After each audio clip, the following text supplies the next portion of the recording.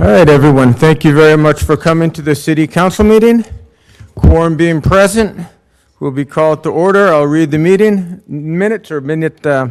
call of the meeting as the Ordinance Committee will conduct a public hearing to discuss the proposed amendment to the Municipal Code in Chapter 8.66 entitled Tree Protection to amend Section 8.66.40 entitled Applicability, and by adding a new section 8.66.055 entitled Procedure for Other Projects. This meeting is being televised. The plan is to have a presentation by Councilor Zondervan. There are sign-up sheets. I have one already, but there's more back there. I have multiple already, so honestly, if you sign up now, you're unlikely to be able to speak tonight. But it depends how quickly everything else goes. We'll have a presentation. We will have any sort of presentation by city staff after that. If they're nodding that they don't think that will be necessary. A round of comments by the council. We will go to public comment for some amount of time and close public comment to go back to the city council before adjourning at 7:30. So with that being said, Councilor Zondervan. Thank you, Mr. Chair. Oh, I guess I should introduce Councilor Zondervan, Vice Mayor Devereaux, Councilor Carlone, Councilor Siddiqui, and Councilor Mellon. Thank you. Thank you, and thanks everyone for coming. I'll just make a very brief presentation on the current tree protection ordinance and the proposed amendment to it that's before us tonight. So, the current ordinance was adopted in 2004. It's really great, except unfortunately it doesn't actually protect any trees. It has a lot of great language in there about the health benefits and importance of trees to all of our residents. What it does is it applies to a limited part of the canopy, and I'll explain that specifically. So it applies to projects that have to undergo large project review, so generally 25,000 square feet or above, and it exempts all affordable housing projects that are, that meet certain criteria. So basically any of the Miller's River renovation or Wheeler Street, those projects are not covered by the current tree protection ordinance. And then it also applies 1 year prior to the special permit application. So in other words, if someone were to cut down a bunch of trees 2 years ago and then apply for a special permit on that property, those trees are not covered under the ordinance. Only trees that were cut down within 1 year of applying for a special permit. And then it applies to trees over 8 inches in diameter, which are defined as significant trees in the ordinance.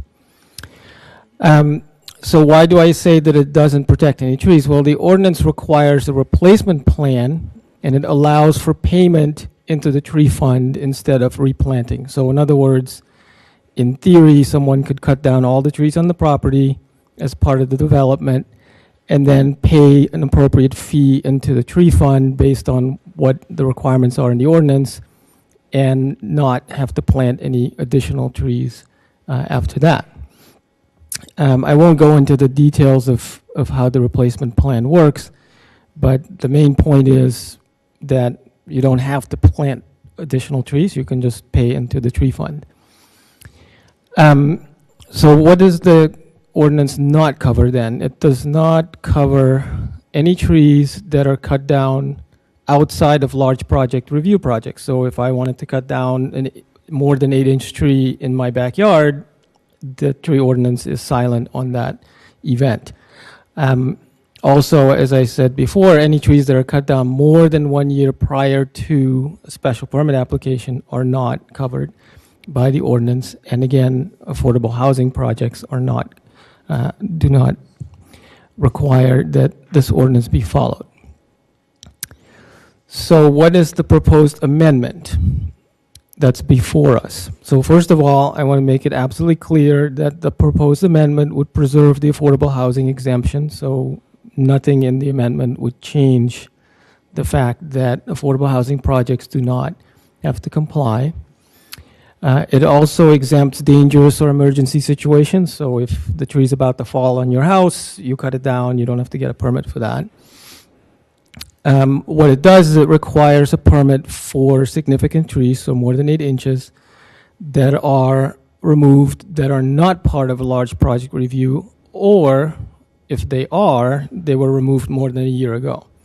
And of course, we wouldn't know that until the special permit application is made, and we would know that because we have satellites that take pictures of our city all the time. So in other words, if somebody cut down a bunch of trees 2 years ago and now is applying for special permit, they would, if this amendment were adopted, they would be in violation because they should have gotten a permit for cutting down those trees 2 years ago. And the hope then is that it would act as a deterrent so that people wouldn't preemptively cut down the trees. You can still cut them down within 1 year or after you have applied or are certain that you're going to apply, and then you wouldn't be subject to this provision. The permit would be discretionary, so DPW presumably would issue the permit and could decide for whatever reason that they didn't want to, but the expectation would be that a permit would generally be granted, and it would simply document why the tree is being cut down, what species is it, how large was it, were there any health issues associated with it, et cetera. Logistically, I think it's important to note that almost nobody cuts down their own large trees, right? So you're going to hire a contractor, and so the city could inform all the contractors, if we were to adopt this amendment, that a permit is required, and the contractors would be able to obtain the permit on behalf of the property owner.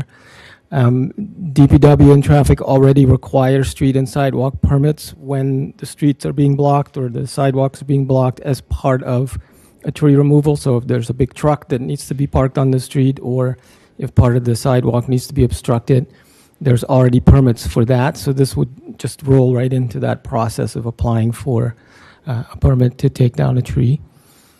And as I said, the permit would document the tree that's being taken down. So why do we need to do this? So the tree task force has been meeting for a few months now and has thoroughly documented the extent of the canopy loss, which is very significant. We have lost 18% of our canopy in the last 9 years, based on the preliminary data. And when I first filed this amendment, by the way, we didn't even know the full extent of the loss. We knew that we had lost some canopy from 2009 to 2014, but what this preliminary data shows us from April 2018 is that the loss is even worse than that previous period. And the task force analysis is showing that we will have more loss in the future. That's unavoidable. We can minimize it, but we can't eliminate it. And trees, of course, do die from natural and unnatural causes that we won't be able to prevent in every single case. We also need to plant more trees, of course. Those are the only two things you can do about the problem, right? Is stop cutting them down and plant more trees. But that's a separate conversation, and planting more won't help if we don't cut down a lot fewer. So I do want to acknowledge the work of the task force. They're doing really great work, and they will be putting forward recommendations at some point. But I do feel that it's urgent that we take action now. So that's why I put forward the amendment, and I want to thank the chairs for having this hearing, and that concludes my presentation. Thank you very much. Any questions or comments on this side of the room? Any questions or comments? Vice Mayor Devereux? Thank you. I wanted, through you, to Councillor Zondervan. I appreciate that you're putting that down to frame the conversation. You said that the current ordinance didn't apply to Miller's River, and then you also said Wheeler Street. But why do you think Wheeler Street because it had to get a special permit and it was a very large project, so. Thank you, and through you, Mr. Chair, I believe because it has inclusionary zoning, affordable housing, but Owen's indicating perhaps I'm wrong about that. Okay. I think Commissioner O'Riordan is saying it does apply. I don't think that, I guess my clarification is affordable housing to me means 100% or Cambridge Housing Authority and not something with inclusionary units, because then that would apply basically to all. Yeah, you're right. So the applicability section says this chapter shall not apply to any project of the Affordable Housing Trust or otherwise for the construction of low and moderate income housing meeting the standards established pursuant to any city, state, or federal housing program designed to assist low and moderate income households. So I'm not sure exactly what that means, but it sounds like Millers River would qualify and Wheeler Street would not. Thank you. That's my understanding. I mean, there's been discussion about how the ordinance was applied to the Wheeler Street project, but that's not today's conversation. So I just wanted to clarify that. Thank you. Thank you. I have a question, Councilor Zondervan, and that's the copy I'm looking at, which has the red sections, that's the proposed amendment, doesn't say anything about, at least that I can say, about retroactive date of a year. So I'm wondering if maybe I don't have what you're referring to. Thanks. So that's in the current ordinance. It talks about the compliance with the current ordinance only applies to any trees that were cut down in a special permit project within a year of the application. So implicitly, if we amend it this way, any trees that were cut down earlier than that would not qualify under that provision, so therefore they would qualify under the amendment and would have required a permit. Does that make sense? Right. So it would be a retroactive permit hearing for trees that were already cut down. They would whatever. essentially be in violation if they had cut down the trees more than a year prior to applying for a special permit, which there's almost never any reason for anybody to actually do that, right? Because either you know you're about to apply for a special permit, or if you're not and you still want to cut down the trees, then you can just apply for this permit.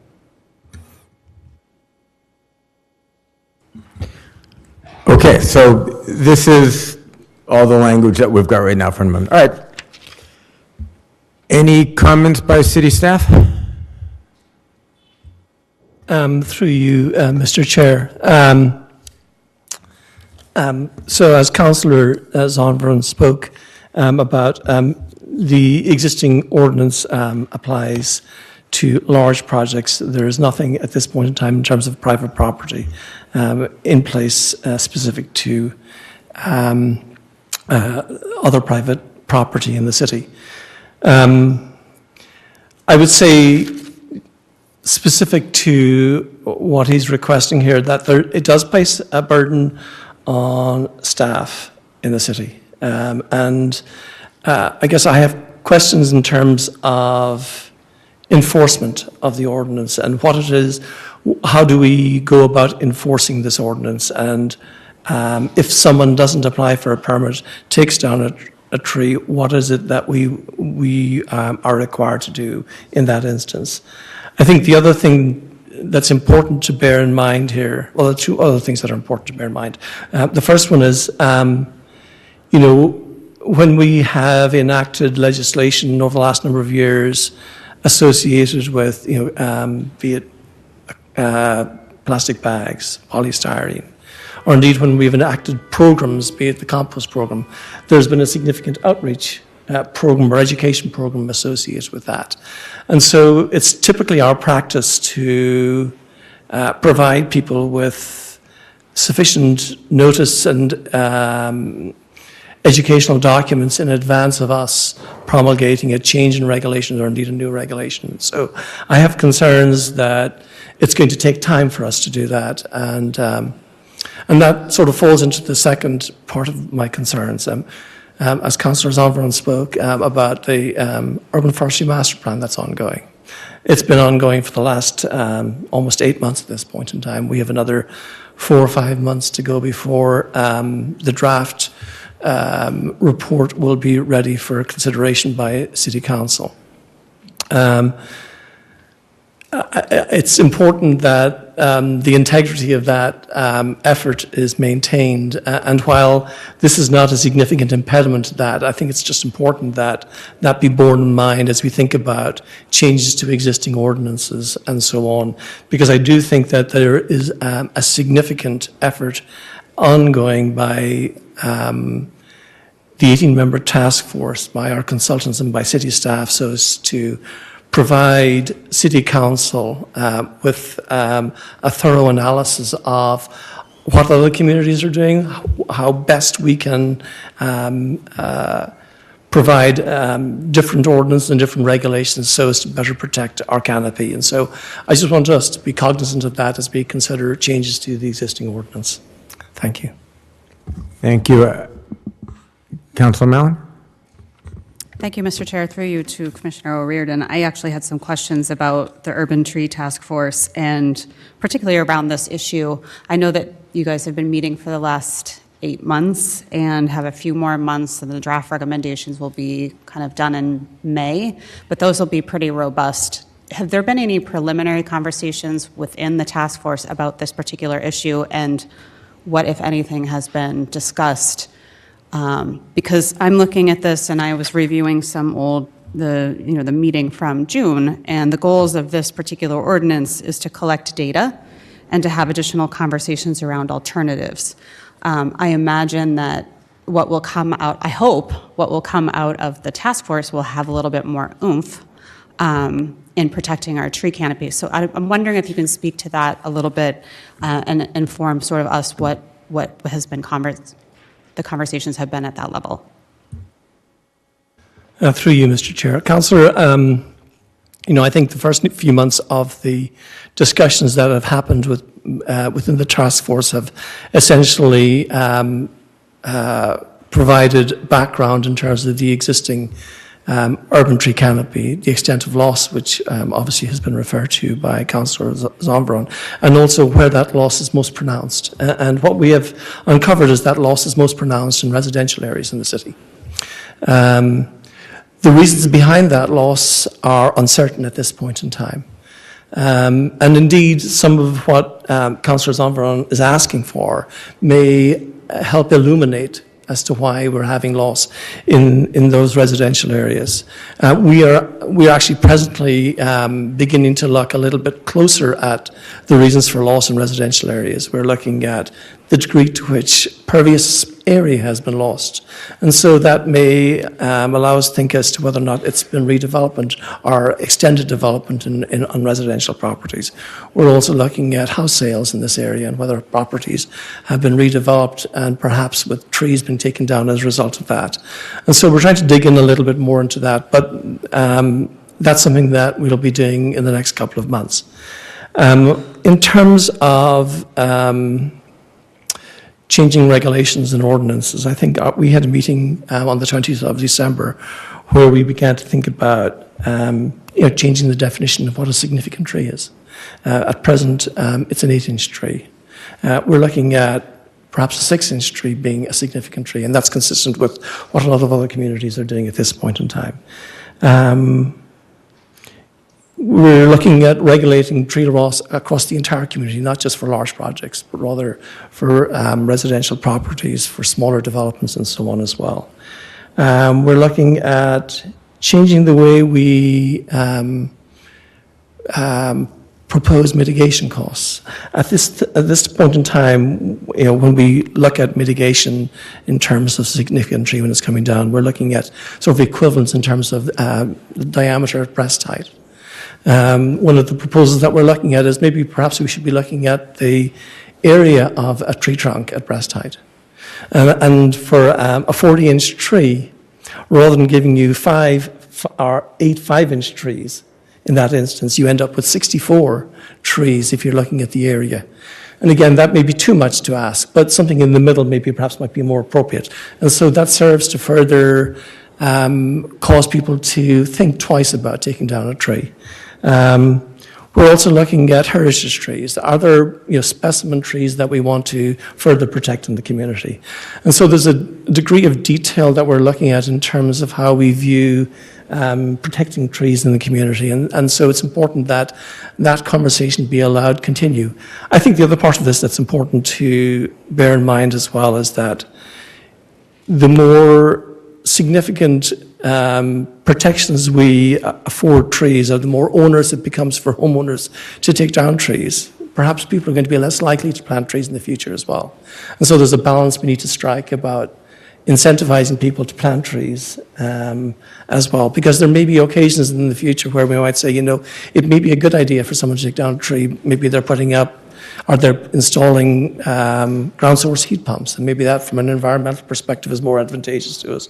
Or they're putting in PV panels, and that might be more advantageous from an environmental perspective. And so, there just needs to become some consideration in terms of incentivizing people to plant trees as well on private property. And so that's something that we're also looking at. And then finally, there's just the idea of, protecting private property and people's ownership of private property, and to what extent do we want to interfere with that? And so that's something that also obviously needs to be considered as we move through our deliberations.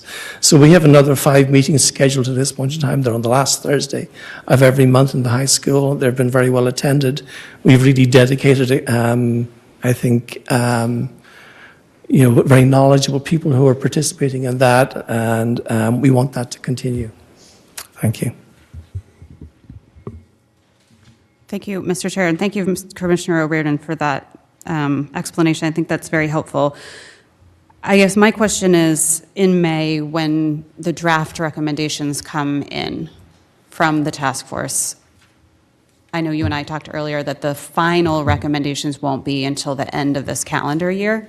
Will there be something for us to work from in May that speaks to all of these things that you've talked about, the 6 inches versus the 8 inches, the heritage trees, different mitigation costs? Is there going to be something that we can be working from May, or are we going to have to wait until December? And then my second question is, it seems like what you said was the thing that was intriguing about this was the data collection piece, that we know that we're losing trees and we're not really sure why.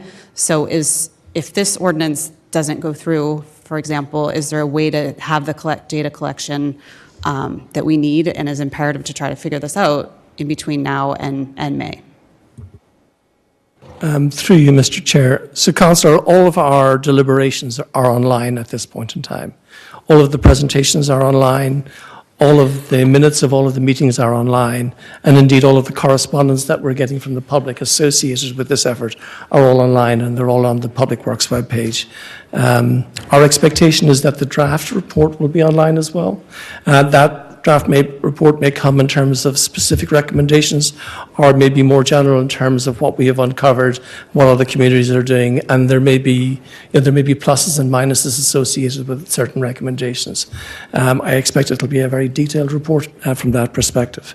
The second part of your question, I'm sorry, I've forgotten it again. Oh, I said that it seemed like you were intrigued by the data collection piece that this would afford us. Is there something that it's unclear to me as to how successful that will ultimately be. But we expect our consultants have begun to look at more detailed information at this point in time. I should back up a little bit as well and say UVM, the University of Vermont, are also working with us, and they're the entity that did the 2009 study. They also did the 2014 study. And so from the perspective of consistency, we've asked them to look at the 2018 study as well. There's both an art and a science associated with this effort. And so to the extent that you want consistency from one analysis to the next, we wanted UVM to look at this as well. And they'll also be looking at the pervious areas and the extent to which that's been lost, which I think will be a significant indicator to us in terms of whether that's redevelopment or not. Thank you. Councillor Carlin? Thank you, Mr. Chair. Thank you for that detailed discussion, Mr. O'Riordan. I concur with many of my fellow councilors. As I read the proposed changes, they seem relatively benign. And I understand and agree that some people just won't know it and won't proceed. But there's nothing in this that in itself is threatening. And even if we only get certain information back, that will be helpful. But word of mouth is very strong, and if we sent out postcards, maybe I wouldn't read that postcard, but my neighbor next door would tell me when I'm talking about knocking down a tree that, do you know? And it seems to me that up and until the recommendations coming in May are ordained in September at the earliest? This is not a terrible thing to have on the books. And in fact, it sure sounds like it might be instructional. So other than it might not be fully enforced immediately, isn't it a good start to letting people know there is a concern? The city is in the process of undertaking a detailed study, and this is a relatively benign first step. Or am I really off base here? And I know you're going to say I'm not, but... Through you, Mr. Chair. Councillor, you're not off base in terms of it being relatively benign from the perspective of the homeowner. I guess it's typically our intention to be able to fully enforce ordinance requirements once they're in place. And so as I look at this and think about the extent to which we have lost trees in the city, it's an onerous undertaking from that perspective. But from the homeowner's perspective, it certainly is pretty benign. The one thing I would say beyond that is maybe just let me look at the language again. So the proposed amendment speaks to except in emergency circumstances, and that's not necessarily defined in the ordinance. And I guess the question is if indeed one homeowner determines that he has an emergency associated with a very healthy tree, then what is required of him in terms of determining what is an emergency? So that's one question I have. I think the second one I have is in terms of the 1 year period of time. The 1 year period of time is defined when one defines significant trees. Any trees are trees larger than 8 dBH, which is on a lot or which has been removed from the lot within 1 year prior to the submission of a tree study to the city arborist. And so unless one is to change the definition of significant tree there, then I don't believe that the added section in and of itself provides you with the discretion to require people make this applicable to a special permit. Thank you. So if I may continue, you're saying some refinement in the ordinance and a definition would make it stronger and clearer, but nevertheless the basic scope, I'm putting words in your mouth, is reasonable. Councillor, through you, Mr. Chair, from the perspective of the homeowner, it's reasonable, Councillor. The other thing, let me add, and I want to make sure there's clarity in terms of the 1 year as well. If indeed one is to remove any reference to a period of time, does that mean a property that lost a tree 10 years ago would also have to have that mitigated if they were to develop their property now? So I just want to make sure that that's something that is intended by the amendment as well. Thank you, Mr. Chair. Councillor Kelly? No. You go. You. Thank you, Mr. Chair, through you to my colleagues. I think, we've come to similar discussions in the past with respect to the fact that often there are things, there's an urgency, right? And here there's a big urgency. And we're competing with the fact that we have a process. And so how do we balance that?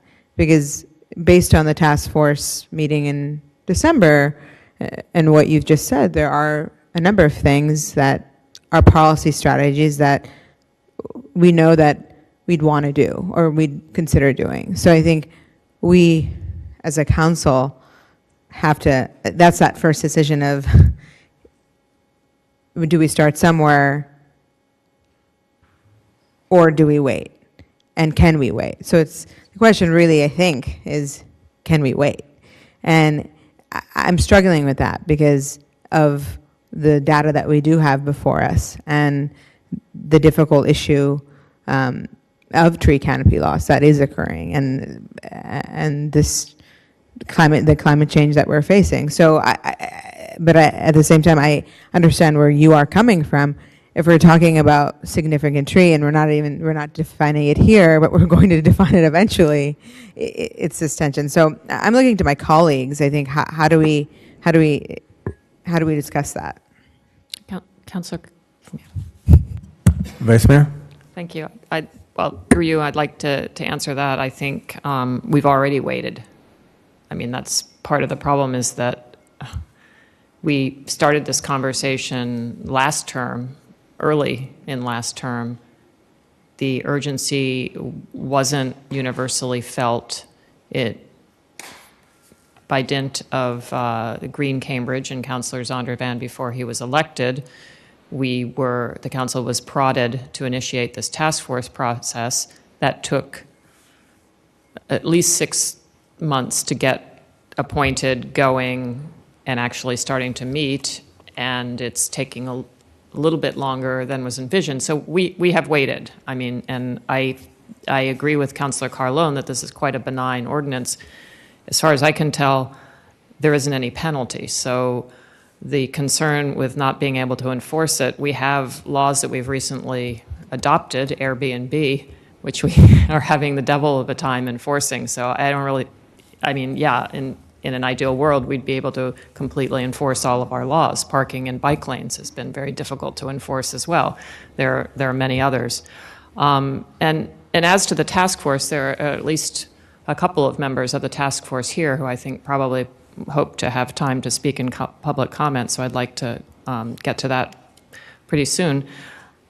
I don't think it interferes with their work. I looked at the last report from December 20th. It was very detailed, and some of the policy recommendations are quite robust. So I don't think it interferes with them. I think, in fact, it's a vote of confidence that the council recognizes the importance and the urgency of their work, and that we want to support them in at least, I mean, all this is really doing is gathering data. It's not imposing any fines for somebody who doesn't comply. It's not giving the arborist really the right to do more than have a conversation and maybe try to suggest some alternatives if it looks like the property owner is, making a dreadful mistake. And as to whether we can do this quickly and be fair to the property owners, I was speaking to a former member of the Vancouver City Council who said that when they got down to doing their tree ordinance, they got special permission to basically implement it the moment they signed it because they were so worried that if they gave people time, there would be preemptive tree cutting. And the longer that we have these conversations, the more we are planting ideas in property owners' mind that I better cut down that tree preemptively because God knows what the council is going to do. So I think, I don't see any reason not to approve what Councillor Zondervan has suggested and hope that the task force can complete its work and give us some ordinance recommendations with some real teeth in them. Thank you. I appreciate people have strong feelings about this, but if you want to share them, please share them outside the room so no one feels muted. Are there Mr. Chair? council questions? I don't have my glasses on. Mr. Chair, Oh, thank you. Yes, Mr. Goldberg. I just wanted to comment on one thing that Councilor Devereaux mentioned. I think the enforcement provisions that exist in the ordinance would apply to this amended provision. So, and the existing enforcement provisions mention a stop work order if trees are taken down in violation of the chapter. There could be penalties imposed as well.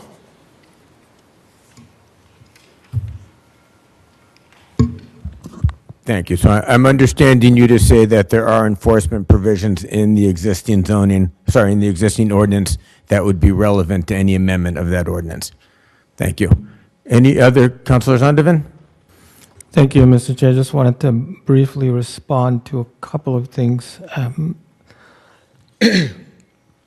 I agree with the commissioner that emergency circumstances are not very specifically defined, and part of that is on purpose, to give that discretion to the arborist to determine whether or not this was indeed an emergency.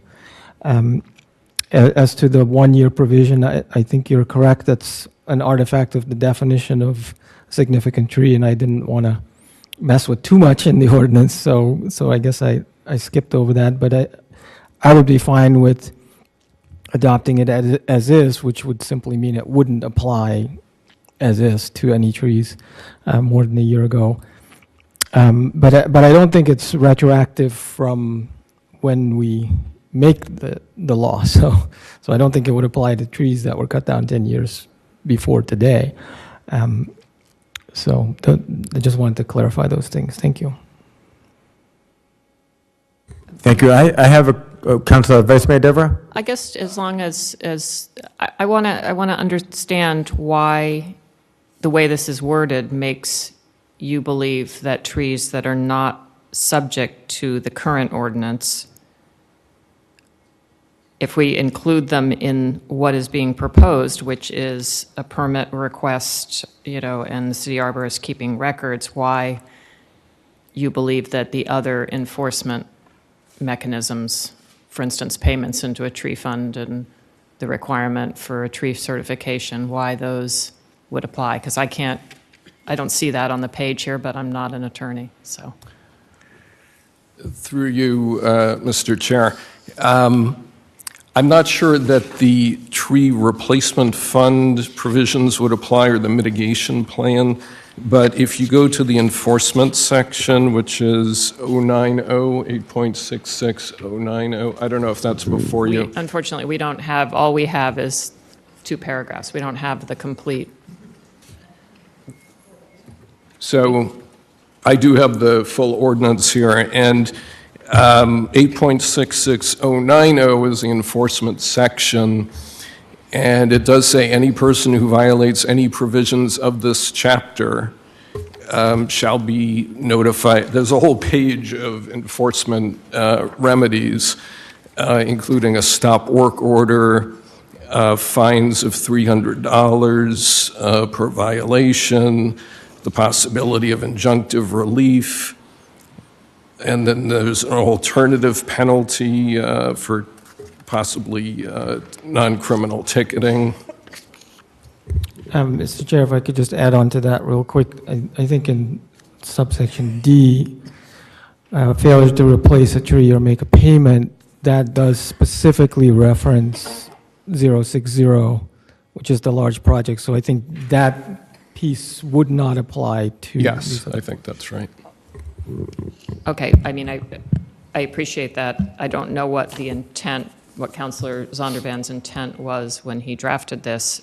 It's certainly within our capability to say that the enforcement doesn't apply, right? I mean, doesn't apply to this other type of tree. That was what I thought we were discussing, and if I'm wrong, I don't know if anyone else thought we were discussing a broader enforcement for this. Through you, Mr. Chair. You could write the ordinance that way, but if there is no enforcement provision, there's no incentive to comply with the ordinance. If people don't comply and there's no penalty for not complying, it's an ordinance without any teeth. But I think the way the amendment is written, if you're just adding this section in, I think you're putting it in the context of the rest of the ordinance, which does have the enforcement provision. Okay, or we could suggest a different approach to enforcement. Yes. Yeah, I mean, I understand it wouldn't have any teeth, but we could figure out a way, sort of the way we do with the leaf blowers, as Councillor Zondervan pointed out, few people cut down significant trees without the help of a contractor, so we could in some way develop a mechanism that would make the contractor responsible, and that would, could help. The same way we do with the same way we do with leaf blowers, which is the contractor is the person fined, not the property owner for the use of a leaf blower out of season. Well, that's something.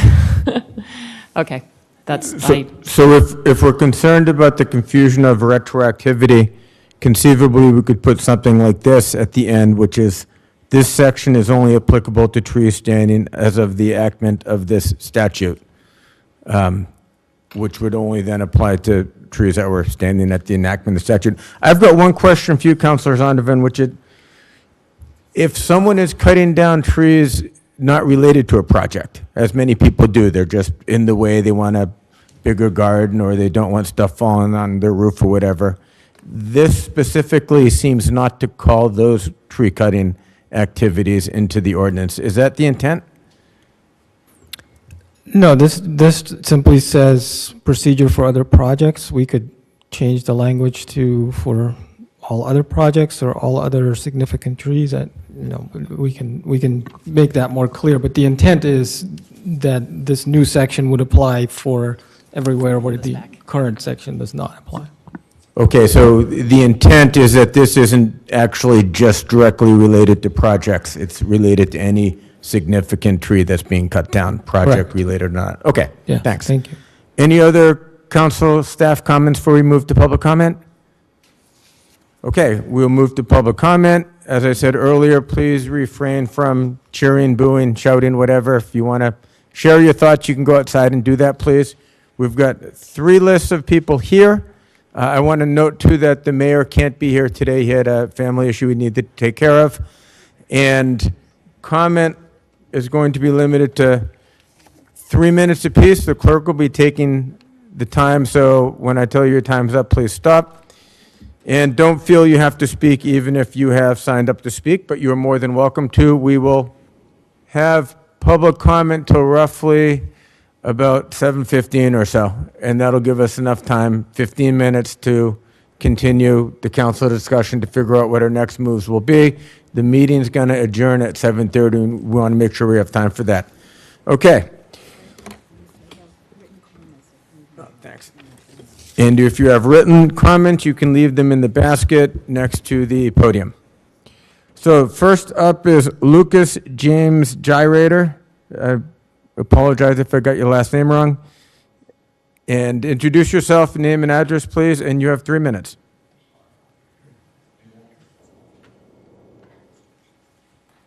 Hello? Hello? Okay. What? Hi. So this is in response. Oh, hello? Your name and your My address, name. and then speak, please. My name is Lucas James Gyrator. So in accordance to the new system of tree protection put forth by Councilman Zondervan, I request the inclusion and consideration of the following knowledge and guidelines. I request that all trees in the city of Cambridge are completely protected by our city's systematic processes of protection. I request that this protection applies to all trees on our public, private, commercial, state, and city properties and preservations. I request that the implementation of this protection be effective to all trees of any kind. I request that the trees be protected especially on private land. Trees are features of the land and of our natural planetary environment.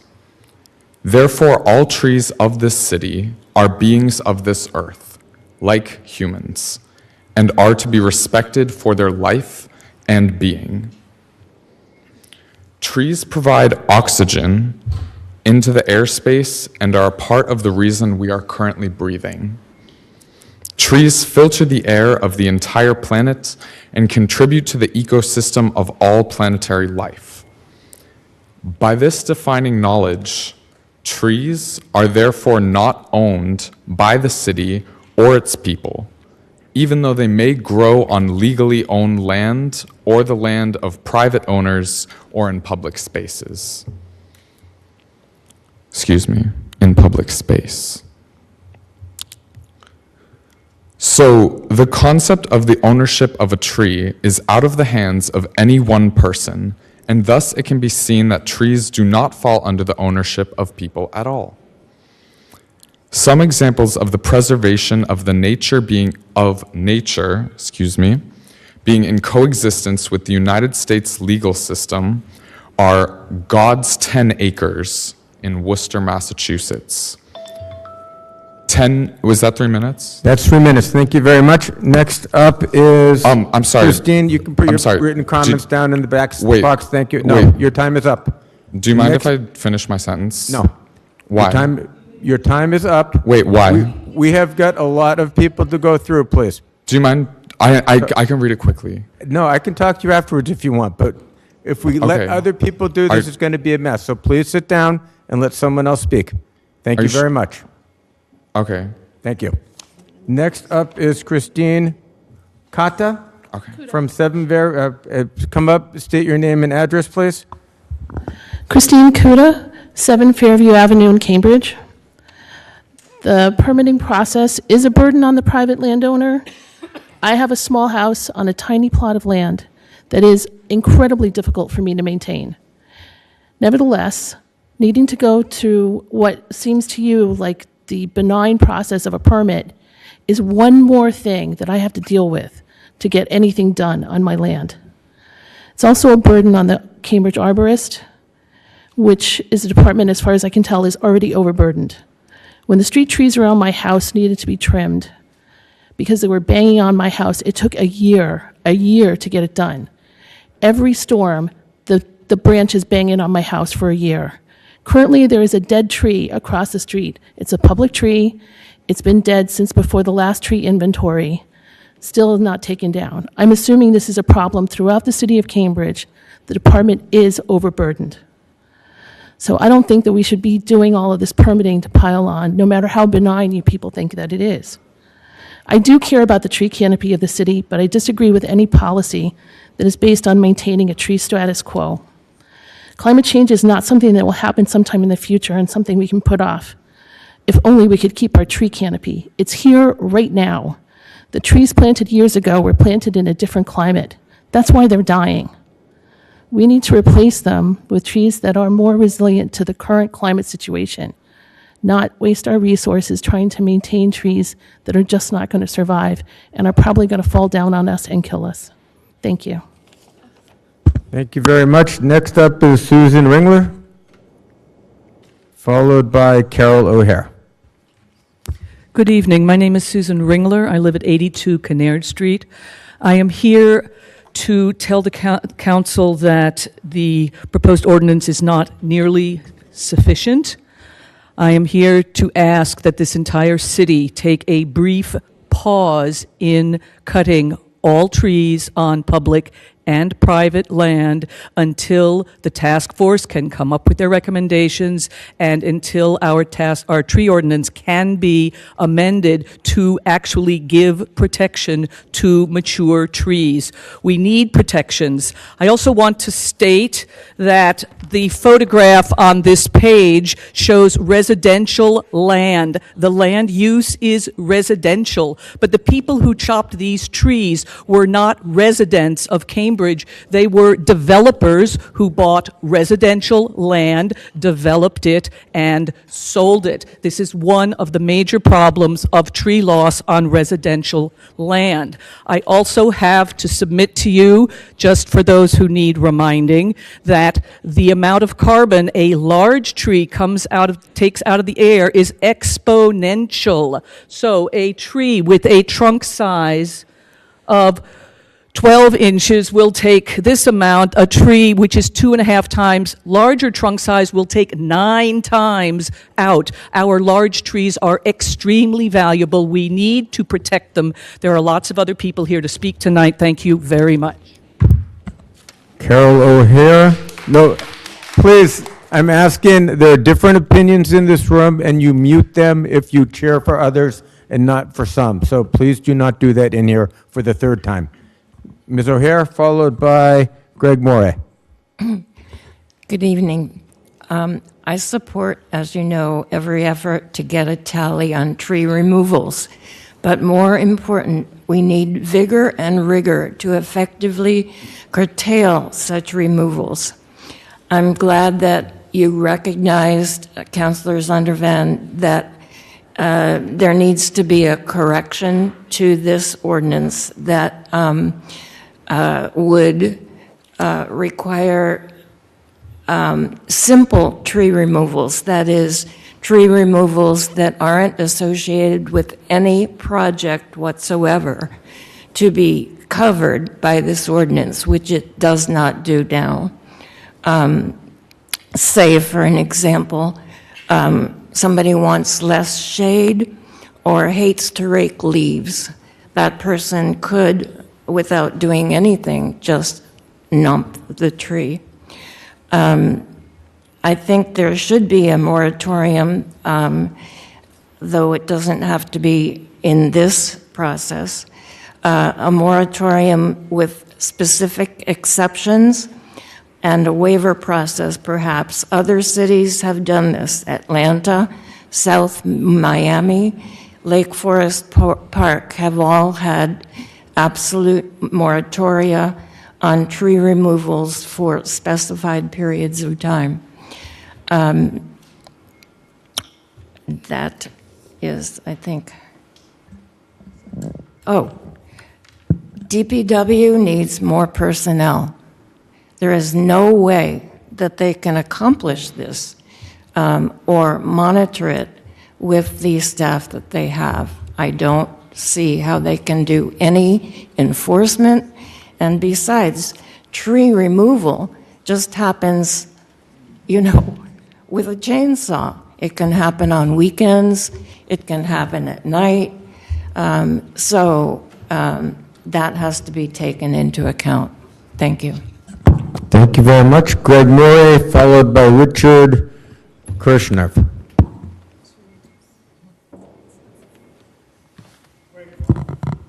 Okay, Richard, followed by Allison Field-Juma.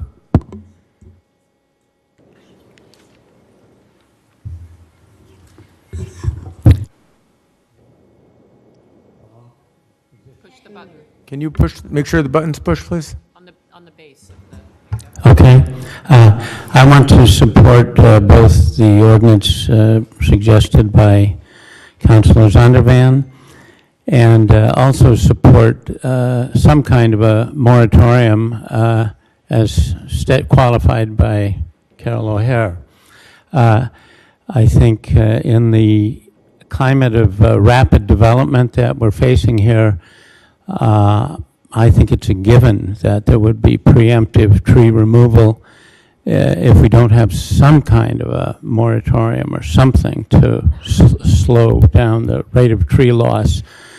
We may have lost 18% 100% of the tree canopy in those 9 years, but we lost at least another 5% in the 5 or 6 years before that, and the rate is accelerating. So even even 6 months or 1 year of preemptive tree cutting can remove another 1 or 2% of our tree canopy.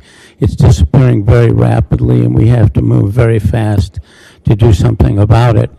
The department, of course, needs more resources. For God's sake, the city won't even give them a second stump removal machine, so we've got hundreds of empty tree wells that have stumps in them. I mean, the city has been very cheap in its resources that it's devoting to the tree problem.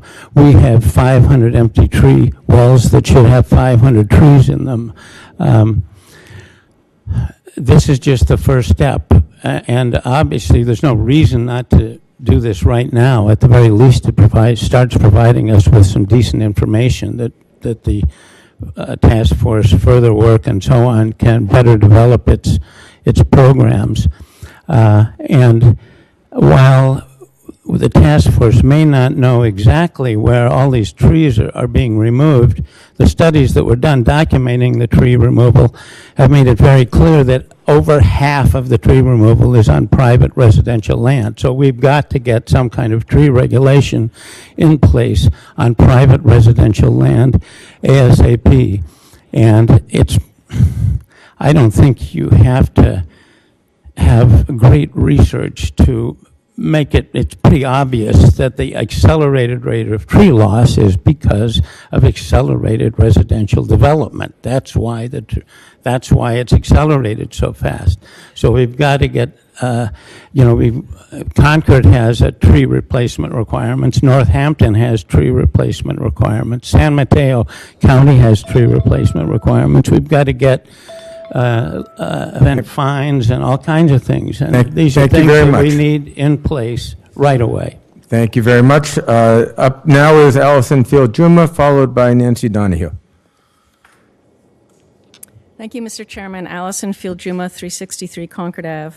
I fully support this amendment with possible strengthening. I think it should require public notice and permitting as described for removal of trees on all private property for whatever reason, and that there should be a justification provided for the removal and full mitigation of the negative impacts of any removal where it's shown to not be essential. The city has a long history of restricting what property owners can do on their own property, and trees provide not only aesthetic benefits to our fair city, but they also provide significant shade, significant reductions in the heat island effect, even eliminating a heat wave in their immediate vicinity. They obviously sequester a lot of carbon. They slow the rainfall and the flooding problems. One large tree can hold a tremendous amount of water just on its leaves. So I just want to give an example about the private property matter. And my example is from the dormer guidelines, which some of you may be familiar with. So I couldn't add dormers to my roof to add a second bathroom. The application was denied, and I've gotten over it. But some blocks away, in the last year or so, an immense copper beech tree was removed. That tree was immense when I was a child, so that's a long time ago. And it was cut down apparently when the property changed hands. I don't know exactly the circumstances. But that tree was a major asset to that neighborhood. I can't even imagine how much carbon it sequestered. And so I really don't see why that kind of change is allowable, whereas a small aesthetic change would not be, for example. So all kinds of good reasons to remove trees. There are many. I cut down some on my property because they were tearing up our neighbor's driveway. But I planted more than replacement for them, and I think that that's a fair thing to expect of people, and I think this is a very reasonable approach to take, but I would like to see some aspects of it strengthened. Thank you. Thank you very much. Nancy Donahue, followed by Steve Nutter. Mr. Chairman, members of the committee, my name is Nancy Donahue, and I'm the Director of Government Affairs for the Cambridge Chamber of Commerce. We know that tonight's hearing is one step in addressing tree protection in the city of Cambridge. The Chamber would like to go on record to say that we have heard from many of our members who are concerned about certain aspects and possible unintended consequences that could possibly arise. We look forward to future dialogue and our members being included in the ongoing discussions. Thank you for your time. Thank you very much, Stephen Nutter, followed by Helen Kobeck.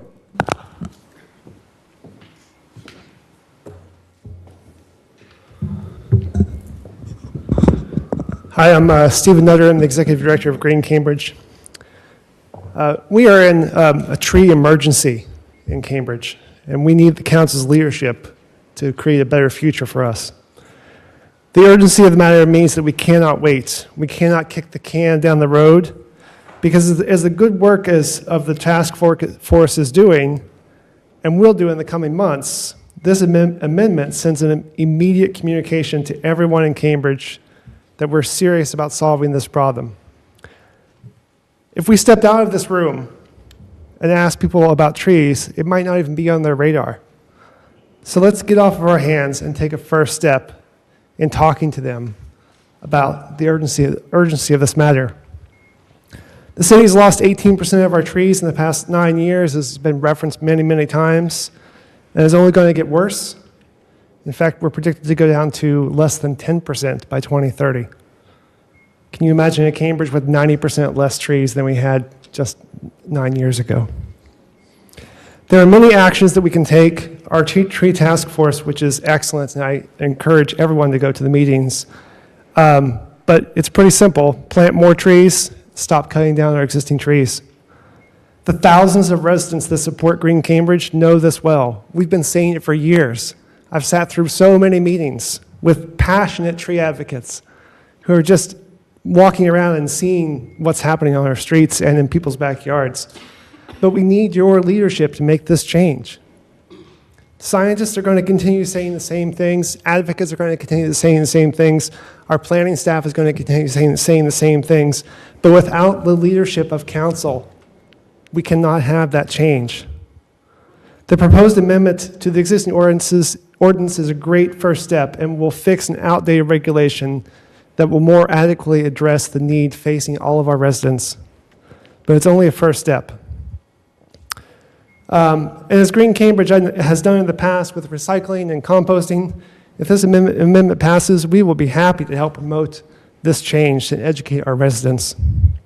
Trees make our city livable. This is a social justice and equity issue. If it is a situation, and it is a situation that with your leadership, we can find a way to a better future.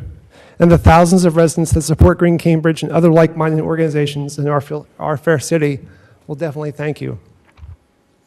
Thank you very much, Helen Kobeck, followed by, looks like, Sylvia Parsons. Helen Kobeck, 69 Aragora Street. I live in an area in Cambridge and East Cambridge where a 100-year-old pin oak was destroyed many months ago, and we still feel it in our neighborhood. Others have spoken my mind already. I just want to speak in support of the strongest amendment to the ordinance that's possible, and I'd like to see included in that the protection of trees on private property, and I would like to see a moratorium on the taking of trees with adjustments as needed. Thank you. Thank you very much, Sylvia Parsons, followed by Marilyn Wellens.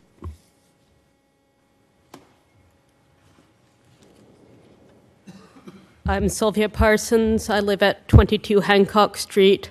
I, like many others, am speaking in support of the amendment and also in favor of strengthening it, and particularly of some kind of moratorium on the cutting of trees in Cambridge, with obviously necessary exceptions. I would remind people that the timeline of climate change is unforgiving. We do not have a vast time for process, and the concept of replacing trees, while clearly planting new trees is a good thing, and some kind of replacement when there is a necessity of cutting a tree down is a good thing, you cannot replace a fully grown tree unless you have a pocket universe in which you can bring a tree to 50 years growth within 5 months or even 10 or 20 years, not just in terms of carbon sequestration, not just in terms of what trees can do to mitigate heat waves and flooding, in terms of the life supported by a tree, the moss growth, the lichen growth, the insects that a tree supports. I would remind you that the world is also in an insect crisis. Think about the complexity of the systems that we're destroying and the fact that this complexity doesn't automatically grow back with a new planting. Thank you.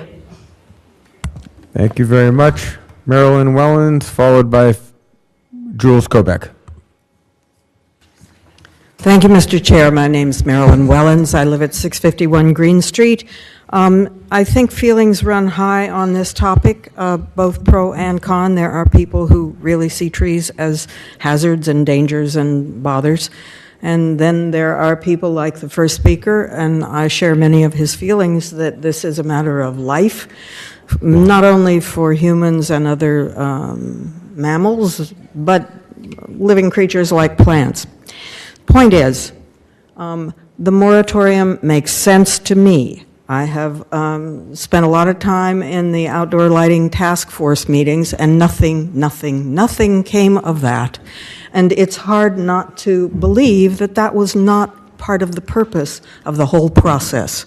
So anything that the council does is necessarily a part of the process. I understand that, and I appreciate Councilor Mallon's concerns about that. The need for action is now, and I am concerned that the countervailing values at stake here are embodied in the city's development strategy, because if you talk about the loss, as has been reported, of trees in residential neighborhoods, it's infill development in the name of additional units.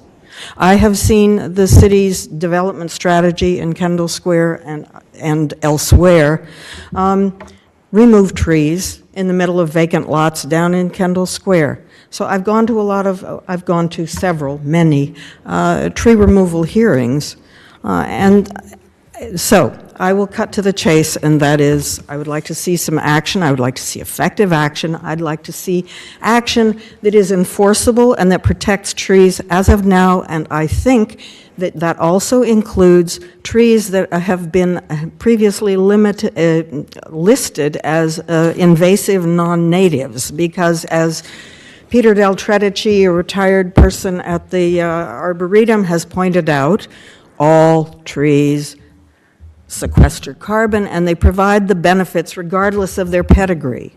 And until and unless people take that into account as well, you're going to have continuing problems, but we will anyway. And so my time is short, not only here, but elsewhere, and so I ask you to act and do something. Thank you. Thank you very much. Next up is Jules Kobeck, followed by Kelly Dolan. Okay. Hello, my name is Jules Kobeck. I live at 69R Gore Street, and I am speaking in support of the amendment. And I'd like to point out that it is more important to protect large, healthy trees than it is to replace them with small saplings. A new transplant of a sapling is more likely to die than a large, healthy, well-established tree. And as someone previously pointed out, it takes decades for a sapling to grow to the size to provide the benefits of a large tree. And that this amendment needs to go forth, that there needs to be protections for the trees sooner than later, and that there needs to be penalties, that it needs to have teeth. Thank you very much. Next up is Kelly Dolan, followed by Francisca Amador. Hello, can you hear me? Hi, City Council. My name is Kelly Dolan. I live at 233 Upland Road, right next to Raymond Street Park. I'm here to support the amendment to the tree ordinance and also to take it one step further and ask you that we propose a moratorium on cutting down any more trees in the city of Cambridge. We all seem to be in agreement on the important roles trees play in mitigating our climate change by cleaning the air, shading the city, and managing floodwaters. If that's the case, then we need to assign correlating protections to start treating our tree canopy as the valuable asset as it exists. I understand that limiting property rights of private property is a difficult decision, but as we become a denser urban center and we begin to experience the effects of climate change, the time has come for the collective well-being of the citizens and the tree canopy to supersede the personal rights of individual property owners. We don't allow property owners to do anything that would harm the air or water of our community, two protected assets we value and regulate. So we need to start thinking about the trees with the same mindset. Having clean air and water is a social justice issue, and so are the benefits bestowed by having enough trees. In addition to the physical benefits on our environment, there's a growing amount of evidence showing us the physiological and psychological benefit of trees that they have on the health of humans. Thank you very much. Thank you very much. Next up is Francisca Amador, followed by Helen Snively. Hi, this is Francisca Amaker from 239 Mount Auburn Street. I'm a trustee of the Riverbend Park, and I would like to encourage the council to include trees on public land. We are in a crisis with the sycamore trees along Riverbend Park. I also think that I definitely support this amendment as a first step. I think it's actually quite timid in view of climate change, given the report we had in October. We now have 11 years, 10 months, the clock is ticking. We need to do all possible things to mitigate climate change, and trees have an extremely important role. I would encourage the council to be much more aggressive in addressing climate change issue with all means. Thank you. Thank you very much. One more thing. I would like to see many more funds for planting trees on public land. Thank you very much. Next up is Helen Snively, followed by Pat Goodvis.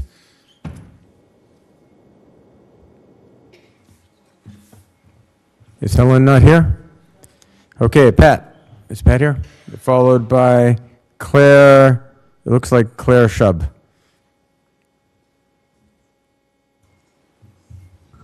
Hi, my name is Pat Goodvis. I live at 179 Harvey Street, and I don't think I can add to what's already been said in any way that is worth the time, but I just want to encourage you all to at least go with the amendment. But I really think we're in an emergency, and we need something stronger than that. And I do think that trees benefit all of us, so it is like the air and the water, and what Green Cambridge said and all these other people have said. So just want to add my 2 cents. Thank you.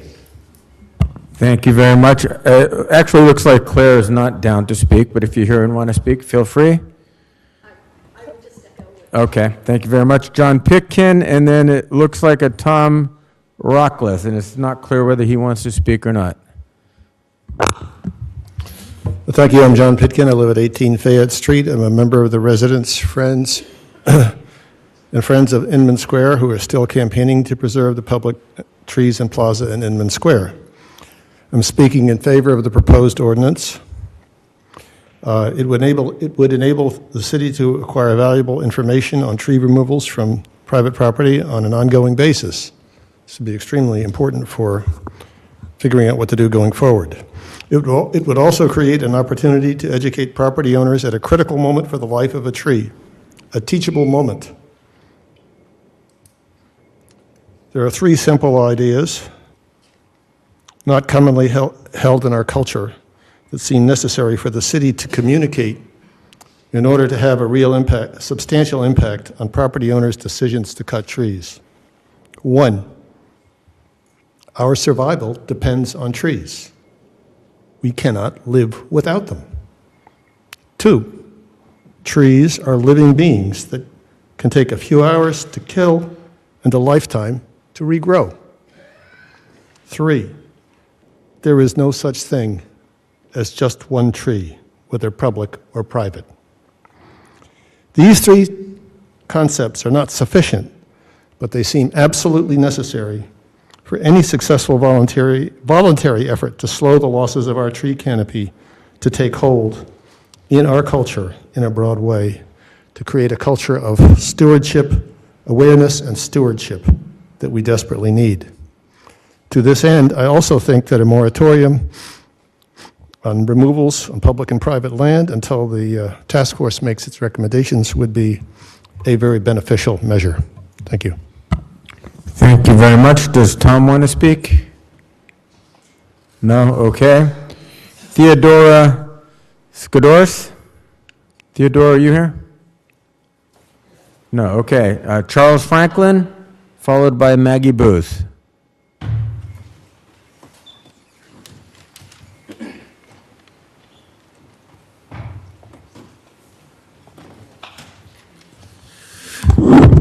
Hello, Charles Franklin, 162 Hampshire Street. I support these ordinances that will help protect our trees. Trees are important for many reasons, including the environment. They are important for safety in terms of traffic calming, and perhaps most importantly, they are important for quality of life. We need all of these things. We can't go without them. The city does plant new trees, which is good, but seem to have a hard time keeping them alive. So that's not working. So we need to stop the cutting down of existing trees until we figure out the whole thing, why they're coming down, why new trees are dying, all of it. Thank you. Thank you very much, Maggie Booth, followed by Elena Saporta.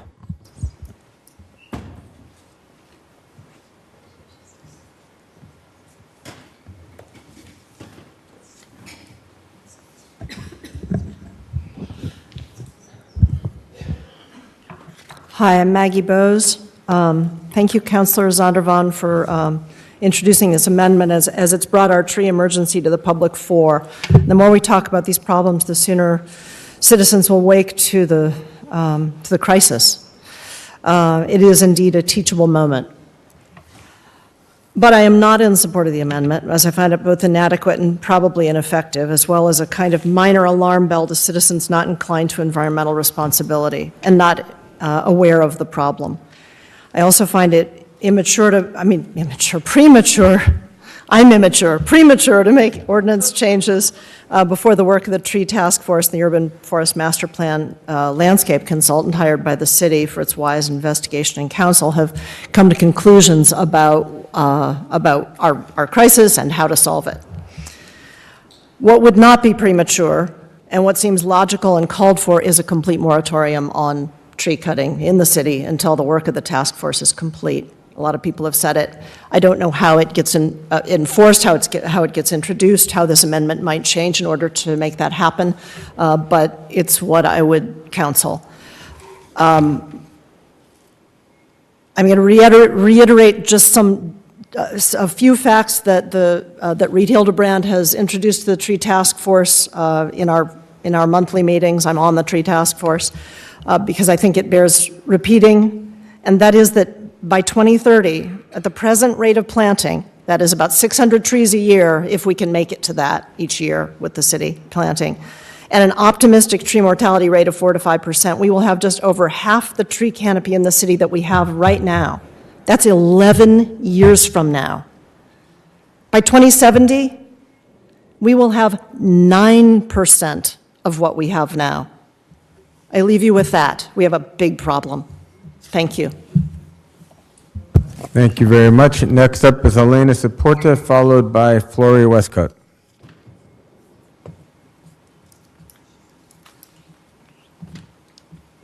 Good evening, Elena Saporta, 102 Ellery Street. I'm a landscape architect, member of the city's tree task force, a friend of Inman Square, and I sit on the boards of Green Cambridge and the Emerald Necklace Conservancy. We are currently halfway through the task force process, and as we've all heard, the news is not good. And I'd just like to challenge a statement that was made earlier that we don't know what's killing our trees. We do know. We do know. To name but a few causes: development, oversalting, disease, and of course the pressures of a changing climate, including 4 successive years of severe drought. Any arborist doing work in the city of Cambridge could provide us with that information. We are in a state of emergency, and I'm here also to support, in support of a 6-month moratorium on the cutting of all trees in the city. Thank you. Thank you very much. Flory Westcott, followed by Paula Sharaga.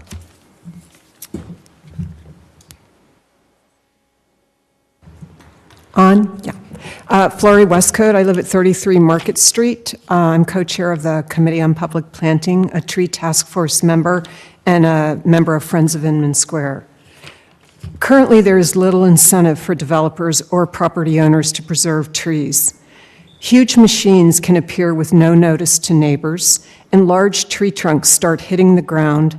The lot is completely cleared. The trees are instantly ground up. The trucks leave, and there's nothing left. We're used to have shade, leaves, and birds. I witnessed this in the lot behind me, and there's more coming on my street, with trees that are scheduled to be removed for housing infill. This is happening throughout the city, and there is less and less permeable space remaining for planting. Residents in every type of housing, including single-family, apartments, and affordable, all want trees to shade them, to enhance a healthy quality of life, and to enjoy. It is an issue of equity and environmental justice. Who would want to live where there are no trees? The notion that a pro-tree stance is anti-development or anti-housing is false. We need development that respects our trees and then plants more. In addition to instituting tree protection on private land, the city must lead by example and demonstrate that we value our public trees too, by preserving them and caring for them, and by making sure there is enough open land available to grow shade trees. I appreciate the city's commitment to an urban forest master plan. Because of the rapid diminishment of the canopy in Cambridge, I urge a moratorium on tree cutting while the urban forest master plan is being developed. Thank you. Thank you very much. Next up is Paula Shraga, followed, if he wishes to speak, by Peter Valentine and then Dick Clary. Hi, excuse me. My name is Paula Shraga. I live at 234 Columbia. Okay. I live at 234 Columbia Street, and I really don't have a lot more to say than all the really wonderful testimony I've heard from my neighbors. The thing I love about Cambridge is how people really care about the city we live in, and I would be devastated to see the tree canopy in the state that it's going in. And I've seen many, many trees. I have, in front of my house, planted and replanted and dying. Columbia Street is one street where we have real need for trees. And so I support and respect Councilor Zondervan for his amendment. Like many people, I want to see it have more teeth. I want to see it enforceable, and I want a moratorium until we can figure out how to do this. Thank you. Thank you very much. Peter Valentine, followed by Dick Clary. Peter Valentine, 37 Klein Street. I intend to magically grow all the trees we need. I know what's killing the trees. The money worshippers are killing the trees, and they are going to be completely eliminated from the earth. Thank you very much. Next up is Dick Clary, followed by Dylan Seeger, if they wish to speak, and then Joe Solette.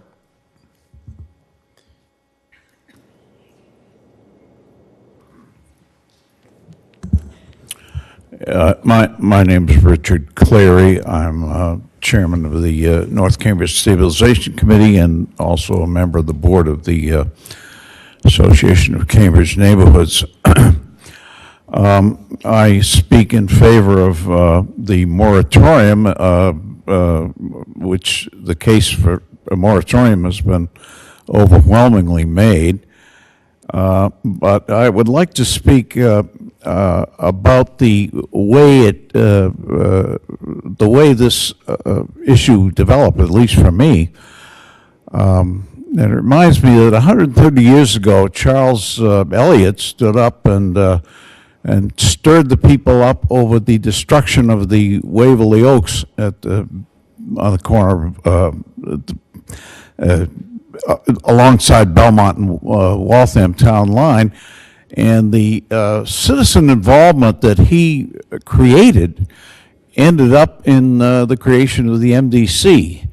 So that is an example of what can happen when a sufficient outrage is being perpetrated. And our present day version of Charles Eliot has put together a remarkable document, this newspaper that has contains an enormous amount of information that I knew nothing about until I saw it. And as soon as I looked at this photograph from Coolidge Hill and the accompanying financial information, I wanted to reach for my pitchfork. And so did a lot of other people. And so I am very much in favor of what has been said about the moratorium. And I just want to note that the attack, there has been attack by the developers on this document, but the attack has been limited to an ad hominem attack in which they're saying that the authors were insufficiently identified. Well, that's a little like complaining about Elizabeth Warren being insufficiently Cherokee. It's not the merits. The merits are the information in this document that I hope all of you will take to heart and will stop for a limited period of time the destruction of these valuable assets in our community. Thank you. Thank you very much. Next up is Dylan Tigger. No? Yes? Okay, followed Joe Solet. Joe, are you here to speak? Okay. Followed by Deborah Masterson.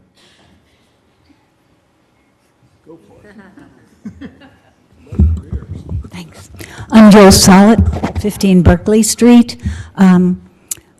I'm here to talk about enforcement, and I was very disturbed to hear that in some way the leaf blower ordinance might be considered a model here. I want you to understand that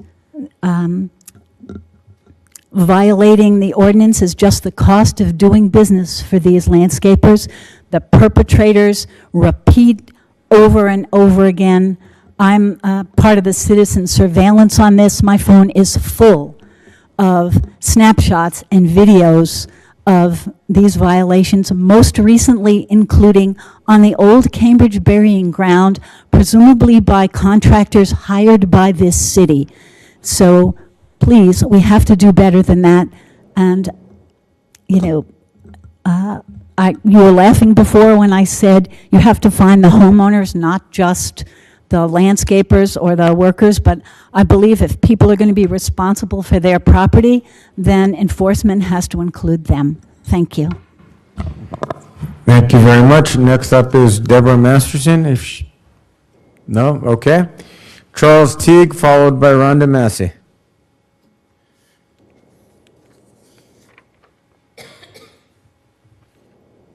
Thank you, Charles Teague, 23 Edmund Street. I'll be very, very brief. I dropped off for your pleasure the list of 27 moratoriums approved by the council. One as recent as 2013. And not on the list is the most famous moratorium of all, the one that transformed Cambridge, which was the Biolab moratorium when Al Vellucci was mayor.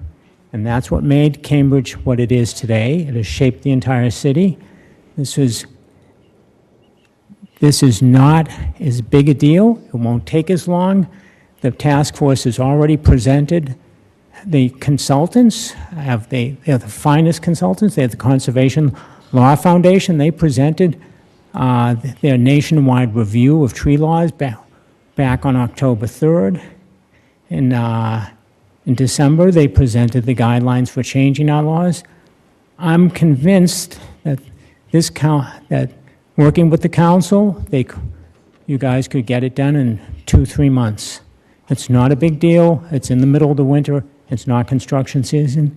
And finally, the 2002 U.S. Supreme Court approved moratoriums if they are short, if they are less, about a year.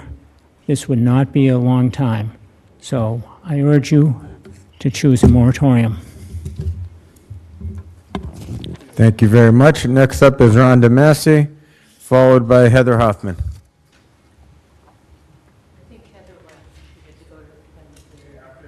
After Heather, we have Kate Frank.